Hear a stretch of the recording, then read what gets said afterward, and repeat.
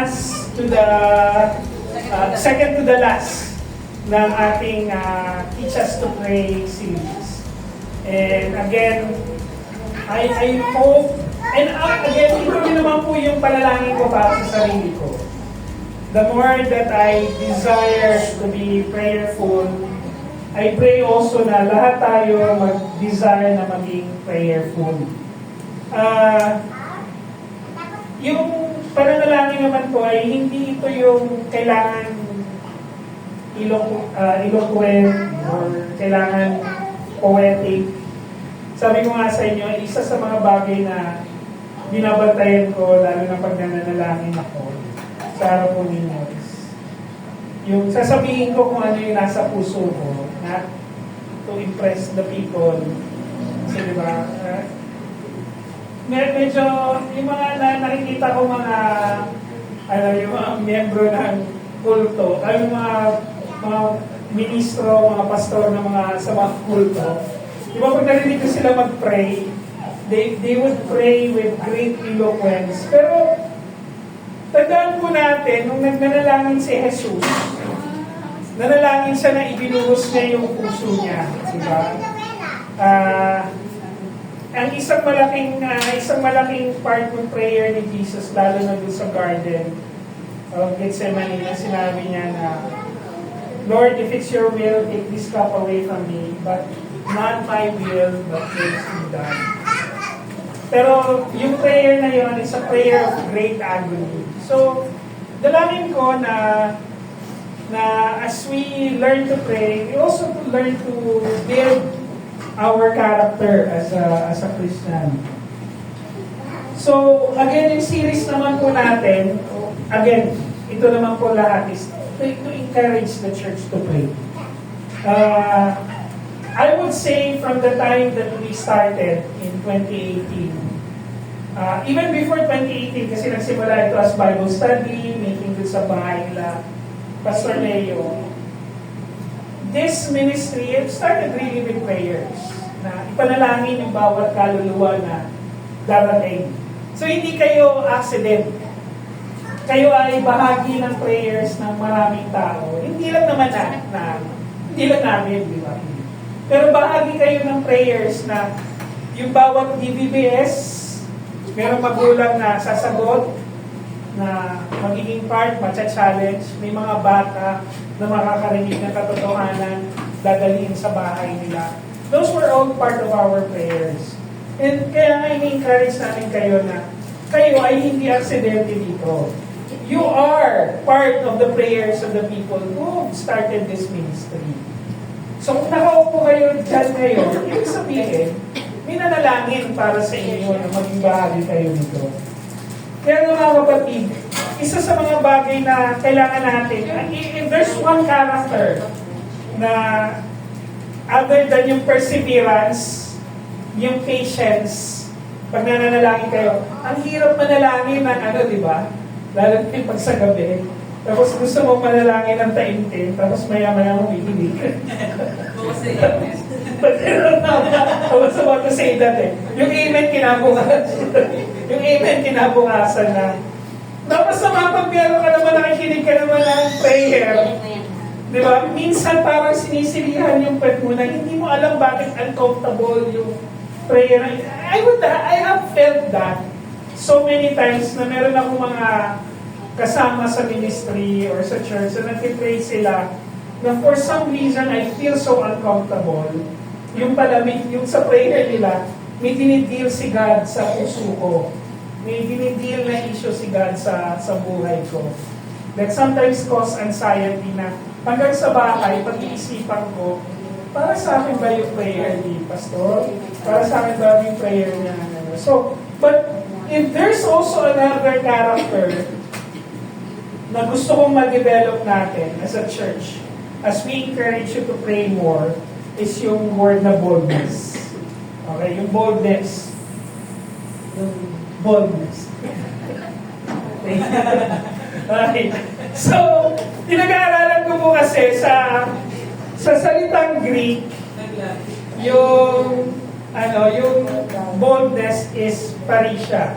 Actually, yung parisha na word encompasses so many words. And confidence, courage, fearless, openness, freedom to speak plainly. Tapos tinatry ko rin i-research sa Tagalog. Ano ba yung pinakamalapit na salitang Tagalog na pwede mong i-equivalent dun sa salitang courage or boldness. Yung courage kasi, pag tinitingnan ko, yung courage is yung parang tapang. Yung boldness is yung action na dahil matapang ka, susugod ka. Parang ganun yung kahit sa salitang Bisaya, iisa lang yung word na boldness and courage and confidence. Yung word na isog. Diba? Diba? Tama? So, pag ginamit mo in context yung salitang isog, lahat yun. Confidence, courage, boldness. Pero minsan yung boldness, sa Bisaya, pwedeng bagag now, nakapalampo ka. Minsan yung idea ng boldness. Pero sa idea kasi ng boldness is yung idea na hindi sa walang kinakatakutan. Pero alam mo yung purpose kung bakit mo kailangan gawin ito. Di ba? Like, for example, sige, sasabihin ko na, kasi medyo nainis ako dito eh. Nung minsan pumapasok ako, umuulan, tapos sabi ko, bakit ba ang hirap-hirap maglakad? Parang ang daming tao mula pagbaba ng MRT papunta ng Robinson's Galleria. Bakit ang daming tao? Tapos ang daming tao na nakatambay dun sa gilid, nung may cover dun sa walkway. Tapos kami mga naglalakad, basang-basa dito sa ulan. Ano ba ito mga meron na to? Tapos nakita ko yung mga t-shirt, yung pala ay mga iglesia ni Choi. I didn't see. So, sabi ko, ba ginagawa nila dito? Tapos, yung araw na yon, ang dami kong meeting, ang daming taong late. Diba? Ako din na late, gano'n, diba? Parang so, you would ask, anong motivation ng mga taong ito na para magkaroon sila ng lakas ng loob na iharang yung bus sa gitna ng EDSA, pahintuin ng traffic, and so on and so forth. One thing I've realized, nung bata-bata pa po ako, at ako po ay aktivista pa po noon, the reason why hindi ako natatakot dun sa yung pamalo ng pulis, itulak sa kalsada, i-water cannon. Kasi yung boldness na alam ko nung time na yun, merong pinatutunguhan. Feeling ko may pinatutunguhan. Diba? Merong purpose. Na pag ginawa ko tong bagay na to, pag nagmatapang ako dito, meron akong ma-achieve na malaking bagay. And I'm saying na, I'm defining the idea of boldness kasi hindi naman ito dapat nalalayo dun sa pagiging Kristiyano natin. Lalo na ngayon na sina-challenge yung pagiging Kristiyano natin on the level na totoo ba yung Diyos ninyo? Totoo ba yung pananampalataya ninyo? Alam nyo, sa YouTube, surprisingly, ang dami ng mga content creator na boldly nagcha-challenge ng faith. Diba? Boldly nagcha-challenge. Pero, natutuwa naman ako, boldly, marami rin mga Kristiyano ang gumagawa ng mga content na boldly nagcha-challenge ng mga idea ng mundo. Like for example, yung harap-harapan sila nakikipagdebate sa mga atheists, sa mga Muslim, sa ibang religion. So, if that's the case, hindi rin naman nalalayo sa atin yung storya ng mga unang mga apostles. Ibig sabihin, I could say na parang bumabalik tayo sa ganung sitwasyon.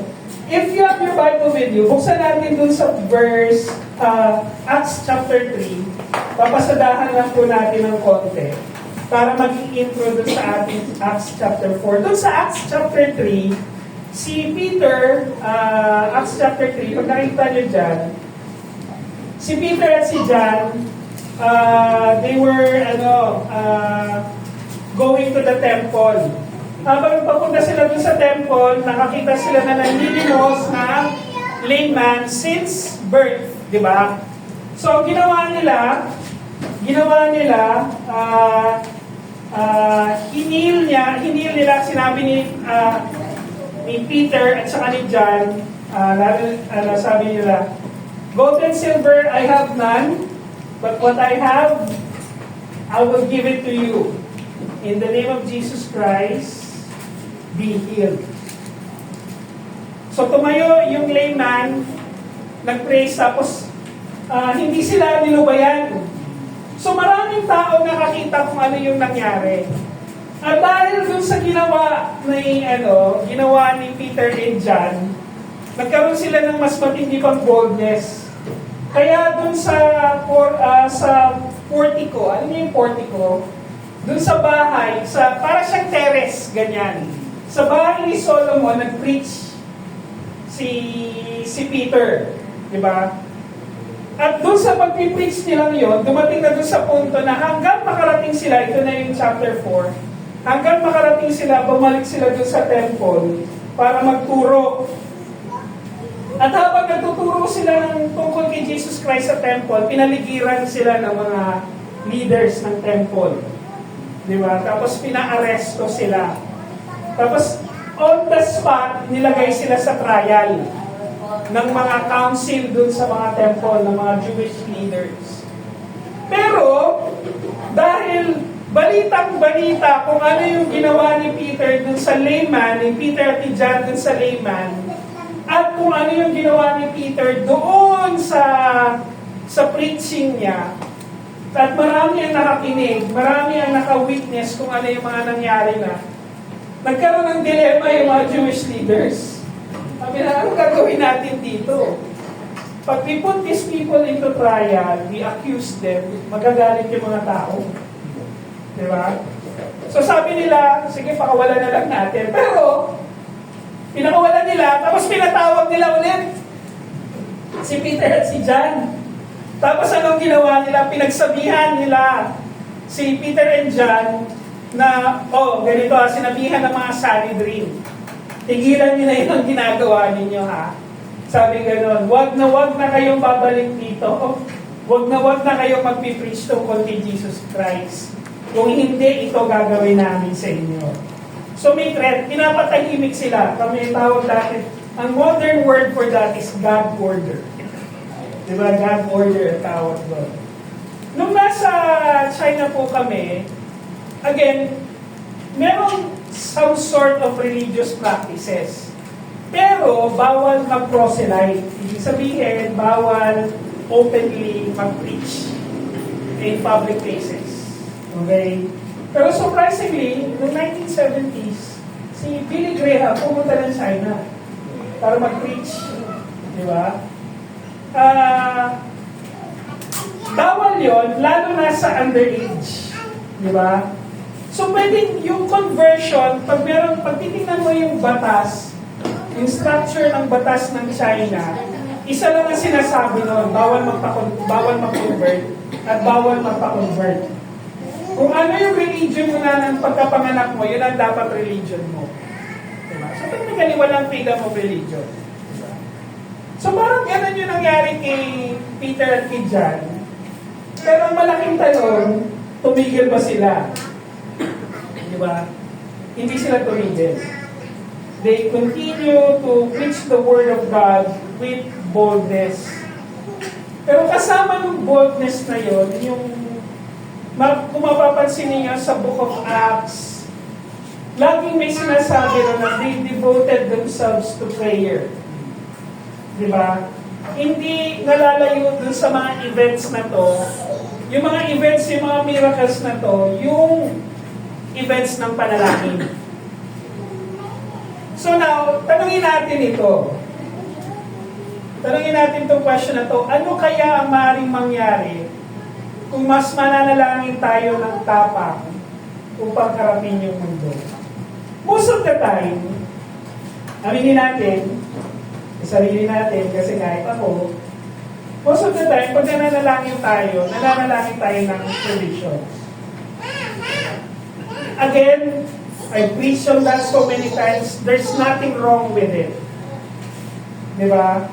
Walang masamang manalangin na, Lord, bigyan niyo po ako ng ganito, heal niyo po ako. Pero, more than that, gusto ko rin itanong, how many of us have prayed to God, Lord, bigyan mo ako ng boldness magsabi ng katotohanan. Bigyan mo ako ng boldness na na-challenge yung aking integrity ngayon. Hindi ako papayag sa kung ano ang gusto nilang gawin. Lord, na ito yung gustong mangyari ng mundo, pero ito yung kailangan kong gawin. I would remember one time na nung nasa China ako, I'm not sure kung naikwento ko na to, pinatawag ako nung Chinese boss ko minsan. Yung Chinese boss ko, malaki yung influensya niya sa gobyerno ng China. Merong isang government official, police official, na gusto magkaroon ng imported car. Sa China kasi, ang isang government official, bawal magkaroon ng imported car. Gusto bumili ng isang European car. At during that time, ang isang privilege ng isang foreign worker sa China is may karapatan sila magmay-ari ng foreign car. Di ba? So, kahit ano pa ang trabaho mo, basta nandun ka sa China to have a work visa, pwede ka magkaroon ng foreign car. Ang gusto gawin ng boss ko, hiramin yung passport ko para gamitin na magpalabas ng isang foreign car sa customs para gagamitin ng kanyang kaibigang police official. This is a true story, This is a true story. Tapos kailangan kong pumirma ng document na yung sasakyan na yun ay akin. Di ba? Nakapagtaka, surprisingly, during the time, nasa China kami, ang sweldo ko po yung time na yun is nasa 12,000 pesos. In equivalent sa Philippine peso. Okay? That was 2009. Okay? Nung umalis po ako ng Pilipinas, yung sweldo ko po sa call center ng time na yun, nasa 15,000 pesos. 2009. Diba? So, technically, parang minimum pa yung time na yun. Pero nung nasa China ako, parang ang equivalent niya sa rating na yun. Pero, isipin nyo, pipirma ako ng document na sa akin yung sasakyan, pero yung sweldo ko, pa-minimum wage ng isang Chinese citizen. Diba? Parang, hindi ko rin magets. And, during that time, I really prayed hard. Kasi, I would like to stay in China. Pag hindi ko napagbigyan itong boss ko, at hindi ko napagbigyan yung government official, that's a possibility na umuwi kami. And we will have nothing again. Nung dinala ko po si Grace at si Shiloh doon, technically we have nothing. We have no help. Wala kaming pagmamayari maliban sa mga damit namin. And that's not an exaggeration. During that time, before kami umalis papunta ng China, nakatira kami sa parents ko. Nauna ako sa China, sumunod si Grace at si Shiloh. Ibig sabihin, uuwi kami nang wala ulit. And those are the things that battles in my mind. Diba? Every day, nagbabattle ako, paano kami magsusurvive sa family, everything. And Lord, ang sabi ko naman, gusto ko na naman magsilbi sa'yo. Pinaalala sa akin ni God.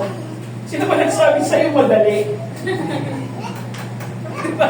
In reality, na-realize, hindi naman pinangako ni God na ito easy. And I really, I cannot think of a time that I really prayed for boldness and integrity na kaya ko mag-say ng no sa boss ko. That I would say no. And mamaya ko na itutuloy yung storya. Because that will be our conclusion. So, the question is, ano kaya ang mangyari na kung haharapin natin yung mundo? Like for example, financial problem. Diba? And this is very common. Kung naharap tayo sa mga financial problem, what would be the bold way to respond to that? Diba? So ano kaya maaaring mangyari? Base dun sa binasa natin, let's go back again dun sa verse 29, Acts chapter 4:29. Just bear with me, basahin lang po natin. Acts 4:29. Basahin niyo lang po dun sa Bible ninyo. Acts chapter 4, verse 29. Ang sabi nito, "And now, Lord, look upon their threats and grant to your servants to continue to speak your word with all boldness." Sabi ni Peter and ni John, Lord, alam mo yung pagigipit nila. Pero ang prayer ba nila, Lord, patayin mo na sila.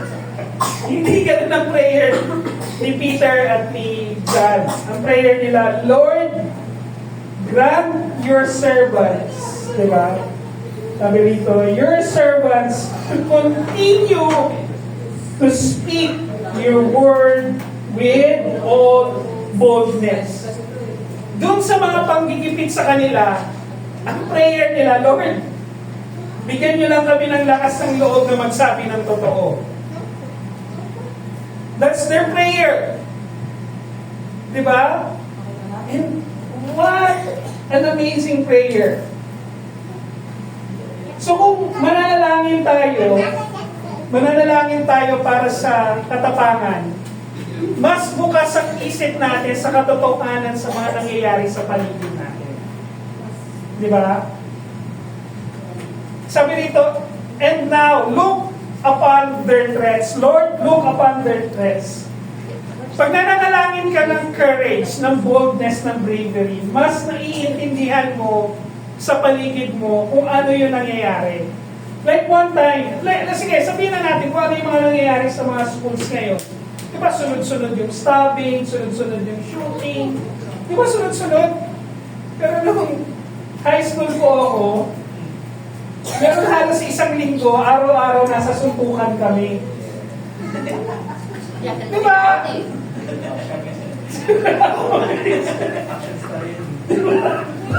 Piling ko actually star ako ng time na yun eh. Gusto ko kasi maging diba? Araw-araw, nasa suntukan kami, araw-araw. Dumating pa sa punto na binaril kami, nasa likod kami ng sasakyan. Diba? Tapos sabi ni Grace, grabe, napakasama na talaga ng mundo. History teacher po ako. Diba? So sabi ko, sandali, kung mas masama ang mundo ngayon kaysa sa mundo noon, ano yung mga nangyari nung panahon ng gera, panahon ng medieval times, panahon ng Old Testament? Diba? Na nag-aalay yung mga kaharian ng mga baby.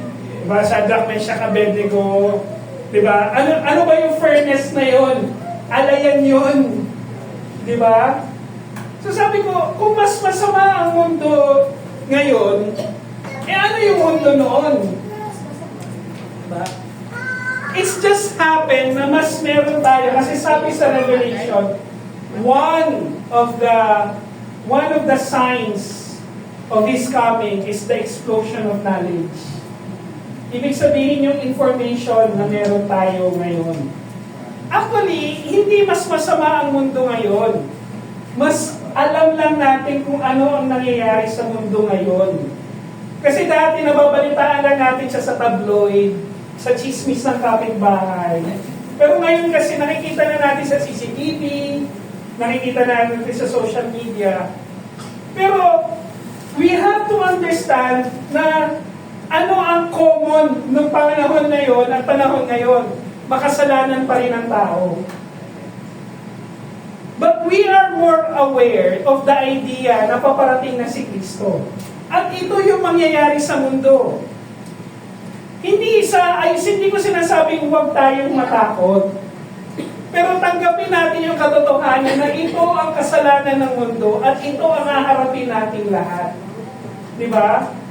Kaya nga sabi ko yung issue ng pagbubully.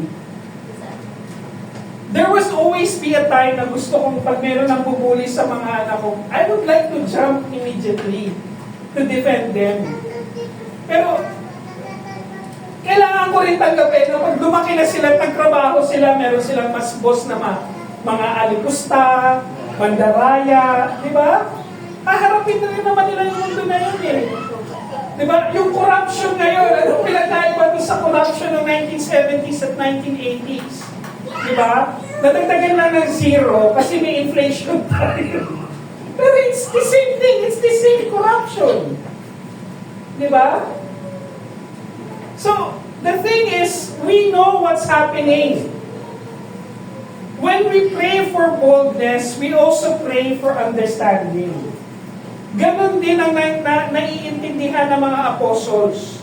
Nung nagpipray sila, nag-heal sila, they know the threats that will come to their life once they do this. Like for example, si Shiloh, ngayon,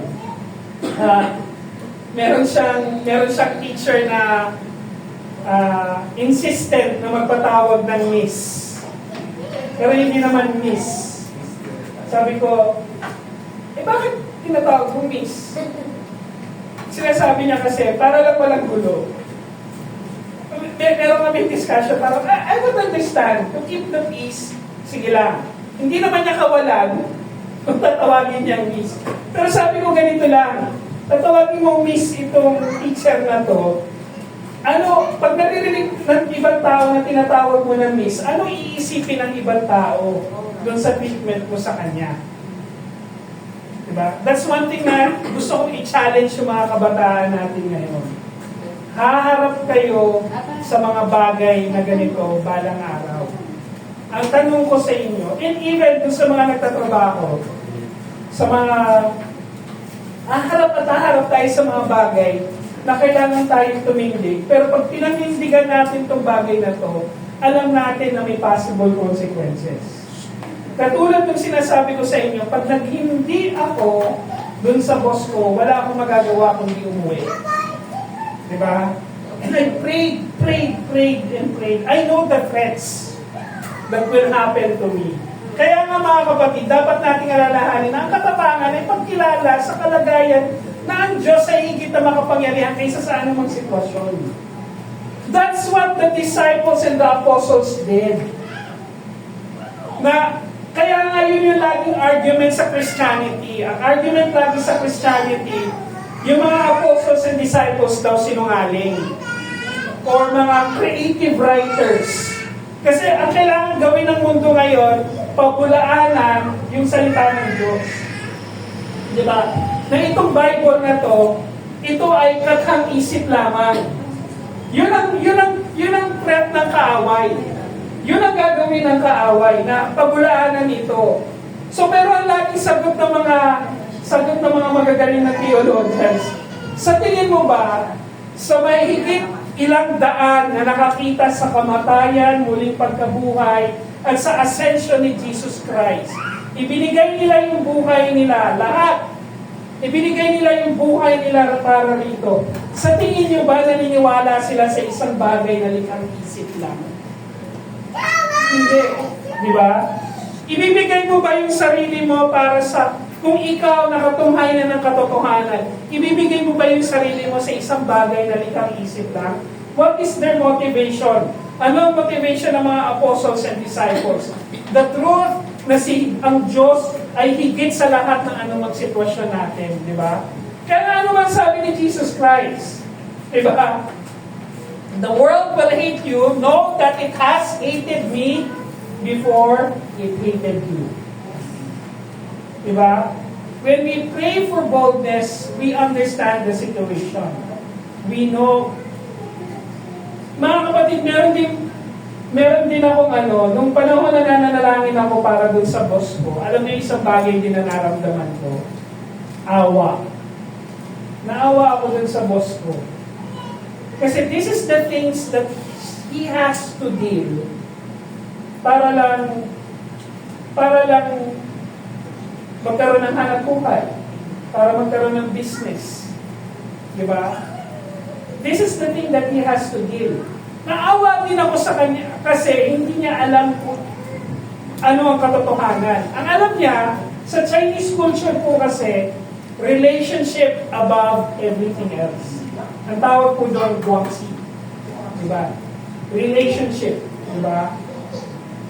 So, importante ang relationship sa kanila.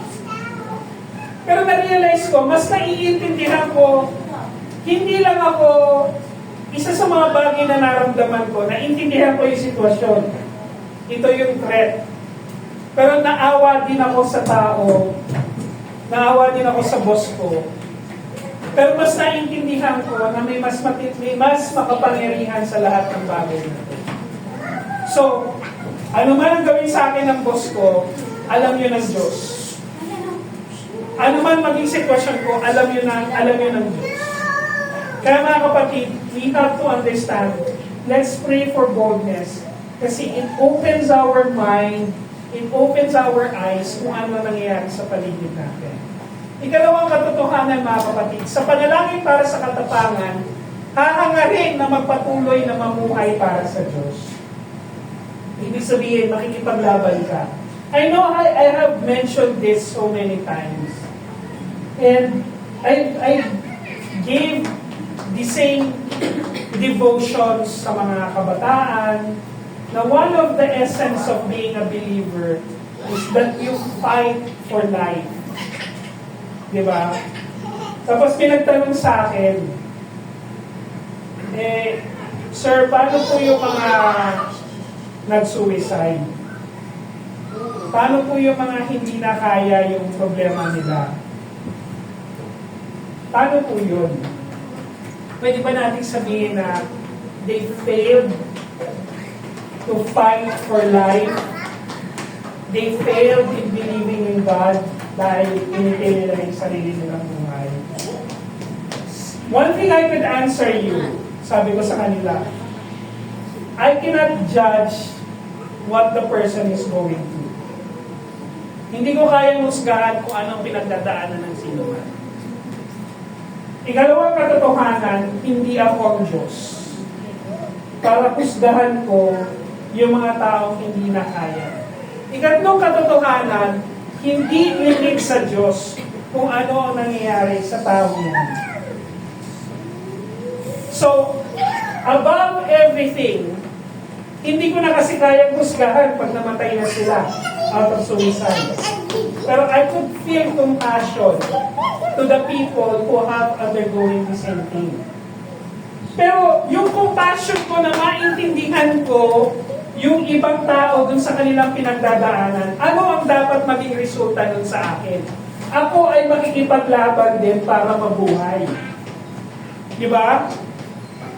If I believe na kailangan ng tao ang isang mananampalataya makipaglaban para sa buhay, o mabuhay para sa Diyos, o mabuhay para sa purpose ng Diyos, or mabuhay at mamatay para sa purpose ng Diyos, dapat makipaglaban din ako dun sa katotohanan na kailangan tayo makipaglaban para sa Diyos. Di ba? I would remember yung story ng mga missionary sa Ecuador.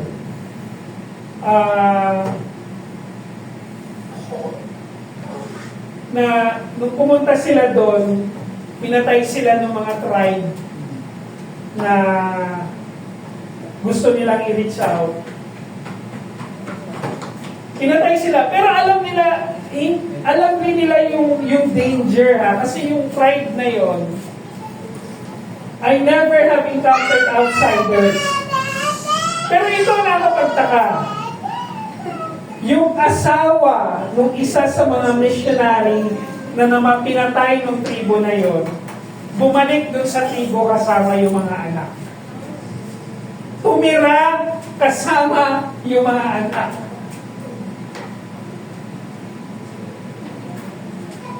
Diba? Magpapatuloy ka na makipaglaban para sa buhay kapilingan Diyos. When my wife and I took a training for to be missionaries, isa sa mga training na kailangan namin gawin is yung paghahanda bilang isang missionary. Is paghahanda dun sa kamatayan mo. Paano kung mamatay ka sa ibang bansa? Ang tawag namin doon, martyrdom. Kung kung ikaw ay mamatay dahil sa pananampalataya mo, ano yung mga dapat mong kailangang ihanda? Pero bago ka pa pumunta doon, kailangan mo lang ihanda yung sarili mo doon sa katotohanan na pwede kang mamatay sa bansa na yun. And I remember yung boss ko nga sa China, yung missionary boss ko sa China, na nung nagkaroon siya ng maraming problema habang nandun siya sa China, at alam din ng Chinese government kung ano yung ginagawa niya. Pero feeling niya nakahanap na ng dahilan yung Chinese government para arrestuin siya. Nagpaalam siya sa mga anak niya. Diabetic na rin siya. Meron siyang insulin, parang naglalagay siya ng patch, insulin patch dito. Sabi niya, pag inaresto ako, sabi niya sa mga anak niya ko, pag inaresto ako ng mga polis, mamamatay na ako sa kulungan. Sa ngayon, hindi pa naman siya na-arresto. And I continue to pray for him kasi I understand the work that he likes to do and he wants to do and he was called to do. Pero tago ko nga, sa tanda ko na yan, tapos ito pa, yung asawa niya, nagsastruggle on Alzheimer's. Nasa medyo advanced stage siya ng Alzheimer's. Pero nagtutuloy pa rin sila for missions. Nung nandito siya sa Pilipinas, panay ang tawag niya, every hour tumatawag siya sa asawa niya. Sinasabihan niya ng I love you, mag-ingat ka, pauwi na ako, ilang araw na lang, diba? Yung idea na nakikipaglaban ka para sa buhay. Pero hindi yung idea na you defend life. Yung idea na alam mo magpapatuloy ka kasi alam mo kung ano yung kailangan mong gawin. Diba? Kaya nga sabi rito, grant to your servants to continue to speak your word.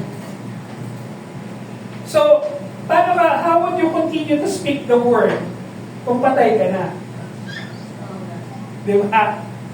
The idea of this is, sige Lord, bigyan mo kami, magsasalita kami hanggang may buhay kami. Diba? Yung ginawa ni Peter na magsalita ka dyan sa biranda, sa harap ng maraming tao, it is a death wish. Sinabi mo na doon sa mga leaders ng religious groups na mga Hudyo, patayin niyo na ako. Pero ang prayer nila, grant to your servants to continue to speak your word. And the same thing ang prayer ko sa buhay ko na, Lord, hanggang may buhay ako, gamitin mo whatever I have, whether it is knowledge, whether it is influence, whether it is the skills of my hands, so that people will hear the Word of God. Kaya nga mga kapatid, ang katapangan ay hindi paghihingi na magbabago ang sitwasyon. Diba? Bagkos magkaroon ng lakas na harapin ang anumang pag-uusig, pagsubok, at paghihirap. Diba? I'm not saying na huwag natin hilingin. Halimbawa, dumaranas ka ng pain, dumadanas ka ng paghihirap, humaharap ka ng pagsubok. Hindi ka naman sinasabing, Lord, nakasalanan humingi, Lord, tanggalin mo naman to, solusyonan mo naman. I didn't say that. Remember, ano ang prayer ni Jesus Christ sa Garden of Gethsemane? Lord, if it's your will, take this cup away from me. Because He knows the pain. He is already feeling the pain. At saka yung bigat ng kasalanan ng mundo sa balikat niya. Nung nag-pray siya, di ba? Anong tumulo sa kanya? Dugo at saka pawis, di ba? Sa sobrang intense sa kanyang prayer. Pero at the end of the day, anong sabi niya? At the end of the day, not my will, but yours be done. Yun ang prayer niya. So hindi siya sinabi rin niya, Panginoon, if it's your will, God. Di ba? Pero nandun din na kailangan alam ni Jesus Christ na kailangan niyang gawin yun. Kailangan niya mamatay dun sa cross. Di ba? Alam niya yun.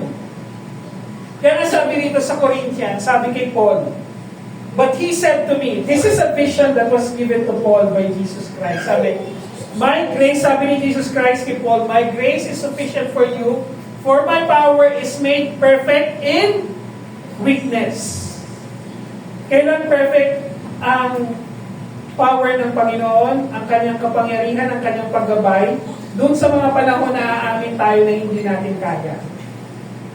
Sa mga panahon na aamin tayo, Lord, ikaw lang ang kaya nito. So, kaya nga sabi ni Paul, nung na-receive niya yung message na yun, therefore I will boast of the more gladly of my weaknesses, so that the power of Christ may rest upon me.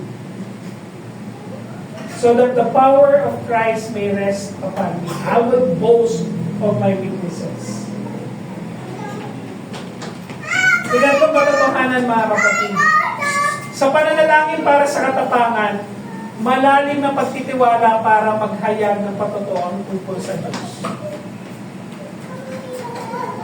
Kung nananalangin ka ng katapangan, one of the evidence of that, of boldness of that, is bawat parte ng buhay mo, willing kang ibigay para may makarinig ng salita ng Diyos. Willing kang ibigay, whether it is time, whether it is money, whether it is knowledge, whether it is your family. Willing kang ibigay, willing kang isuko para magpatotoo tungkol sa Diyos. Why? Ano ba ang purpose ng with all boldness? Ang purpose ng with all boldness is so that people will see the truth about God, the truth about Jesus Christ. Yun yung pinaglalabay ni Peter at ni John dito. Yung boldness na yon, di ba? Na magpatotoo, yung buhay nila, magpatotoo tungkol sa Diyos. And that was my prayer, mga kapatid. No, Lord, at the end of the day, I know what to do. I know what to say.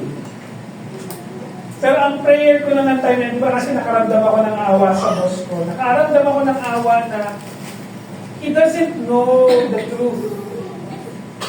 He doesn't know integrity. He doesn't know what is right and what is wrong. Di ba? So, ang sinabi ko na, ang prayer ko ng time na yun, Lord, in doing this, let your truth be told to this man. Yun yung prayer ko. Na kung ano yung sasabihin ko sa kanya, yung ano yung magiging decision ko, na decision ko, sasabihin ko sa kanya, it will speak of the truth about you. Diba? Kaya nga, mga kapatid, ang katapangan ay hindi lamang kawalan ng takot. Okay? It's not the absence of fear. Boldness, bravery, and courage. It's not the absence of fear. Pero ito ay buhay na napupuno ng kabanalan ng banal na Espiritu. Paano mo malalaman kung napupuno ka ng kabanalan ng Espiritu? There's nothing more important in your life except the truth about Jesus Christ. Kaya nga sabi sa Acts 1:8, but you will receive the power of the Holy Spirit comes on you, and you will be my witnesses in Jerusalem, in all Judea and Samaria, and to the ends of the earth. Kung hindi ka napupuspos ng Espiritu, ikaw ba ay magpapatotoo? Would you be a witness? Like for example, sa impeachment case, ipatawag ka para maging witness on both sides. Pwede po yun eh. Di ba yung pre-trial conference nung impeachment, meron parang 20 plus witnesses na parehong ipapatawag ni VP Sara at ipapatawag ng prosecution. Now, the question is, ano ang sasabihin mong totoo? Kinino pabor yung katotohanan na sasabihin mo? The same thing with our Christianity. Lahat ng parte ng buhay natin, dapat walang ibang katotohanan na magsasalita maliban tungkol kay Jesucristo. Diba? Kasi yun yung patotoo ng banal na Espiritu sa buhay mo. Yung paghahanap mo sa Diyos. Yun yung patotoo nun. Kaya sabi sa 2 Timothy 1:7, for the Spirit God gave us that not make us what? Timid, but gives us the power of love and self-control. So anong isa pang evidence ng boldness? Love and self-control. Love and self-control. Kaya nga, mga kapatid, bumalik ako dun sa boss ko. Sinabi ko sa kanya na I don't think it will be the right thing to do. Sabi ko sa boss ko. Sabi niya sa akin, bakit? Sabi niya, we're doing, sabi niya, in a broken English, sabi niya, we're doing a leader, a great favor. Parang sinasabi niya, pag ginawa natin to, mas maraming pabor tayo pwedeng hingin. Pero sinabi ko sa kanya, God give me the wisdom. Sabi ko sa kanya, ganito lang yan. Paano pag dumating na merong another government official na magtanong sa akin kung pagmamayari ko ba yung sasakyan na yan? Ano po ang sasabihin ko? Ito lang yung pinasisweldo mo sa akin. Sabi ko sa kanya, ito yung salary na nare-receive ko sa'yo, pero ilalagay ko dun sa documents ng customs, ako yung may-ari ng sasakyan na to. Paano kung may magtanong na another government official sa atin? Ano ang sasabihin ko? Diba? In a very simple English, kasi medyo hirap siya kumintindi ng English na yun. Napaisip siya. Sabi niya, yeah, I understand what you're saying. Sabi niya, let me think about it. Tapos nagkalimutan na. Hindi na niya ako binalikan. It was also God's protection. But for some reason, hindi na niya ako binalikan para hingiin yung pabor na yon. Because I said no. So, mga kapatid, hindi that I am proud na, wow, ang galing. Pabinigyan ako ng wisdom ng Panginoon. But the idea is that ano man ang consequence, babalikan natin yung root. Yung ugat. Ano man ang gawin ko, kailangan magpatotoo ito tungkol kay Kristo. Yun lang. Ano man ang gawin ko, ano man ang sabihin ko, si Jesus Christ ang makikita. Kaya nga mga kapatid, tingnan natin yung buhay ni Peter at saka ni John. Diba? Peter was considered to be the first pope ng Catholic Church. Pero you have to understand, bago naging ganyan si Peter, ano ba yung ginawa niya? He denied Jesus Christ 3 times. Diba? At yung kasama niya si John, diba? Witness nun. Diba? Witness nun. Pero, look at how they boldly spoke about Jesus Christ and how they died. Ngayon, assignment nyo. Alamin nyo kung paano sila namatay. Diba? By tradition, paano sila namatay. At bakit sila pinatay. Diba? Diba? Madali lang po mag-research. Diba? So, I would like you to be the one to see that and contemplate on that. Paano sila namatay? It has something to do with the things they believe about Jesus Christ. Kaya nga mga kapatid, let me close with this. God that does not always remove oppositions. Diba? Aminin man natin hindi. Ilan na ba sa mga panalangin natin, Lord, alisin mo itong problema na ito sa buhay. Pero how many of that prayer, hindi nalisan Diyos ang problema, pero nagbigay siya ng solusyon. Diba? But He always gives His servants the boldness needed. What? To accomplish His mission. Manalangin tayo.